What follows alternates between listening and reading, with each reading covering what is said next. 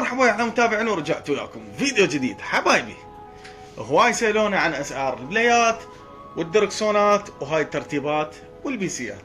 فحبايبي خلينا نبديها بالاكس بوكس 360. بالنسبه للاكس بوكس يتراوح سعره 150 175 125 حتى ب 75 تحصلون، بس حسب النظافه وحسب الترتيبات مالته. بالنسبه للبلاي 4 يتراوح سعره 250 لو بروح احتمال ب 300 وتحصلونه 175 احيانا. الفات ب 150، مو هذا سليم، الفات يجي شوي اعرض. بالنسبه للسكان، السكان هسه مثل هذا خاص بالبلاي 2 يجي ب 75 ب 50، مثل هذن المستعملات ب 25. بالنسبه للوجيتك مثلا السكانات اللوجيتك ذن ماركات تجي 175. شلون هسه هذا هاي الشركه مال لوجيتك مثل ما تلاحظون، هاي ماركه عالميه. بالنسبه هسه لهذا الكرسي سعره يتراوح 250 300 400 حسب، اكو حتى 150 و100. بالنسبه للبيسيات بعد حسب التجميعه، تدرون انتم تبدي مثل ما نقول تتراوح اسعارها من مليون مليون ونص، يوصل بس الكارت تقريبا مليونين و300 مال جيمنج.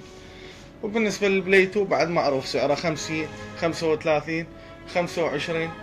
والبلاي 3 تقريبا همين المستعمل 175 150 75 100 حسب هم النظافه ومهكر لو لا. وبالنسبه للشاشات مال الحاسبات بعد تدرون انتم اكو هم ماركات توصل سعرها 500 600، وهي يعني شرط صغيره 32 هيك تلقوها غاليه. بالنسبه لليدات مال بلاي 4 بلاي 2 هسه مثلا هاي التجاري تجي سعرها تقريبا 20,000. بالنسبه للاصلي 40,000 50,000 حسب هم النظافه. والبلاي 5 نوبات تجي الاصليه ب 90,000 ب 60,000 ب 70,000 حسب النظافه وهاي الترتيبات. وعندي هواي اشياء، والله عندي اشياء غريبه همين، اجهزه غريبه. عندي هاي القراب، كاميرا القراب مال سباق مال سباحه كل شيء. وعندي هواي اجهزه، اذا تريدون كتبوا لي بالتعليقات وانزل لكم فيديو، يعني فيديو غريب، اشياء اللي عندي الغريبه ارى وياكم.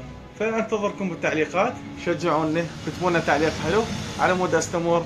وتحياتي للجميع، اخوكم علي الاسدي من قناه علي بازه. جود باي.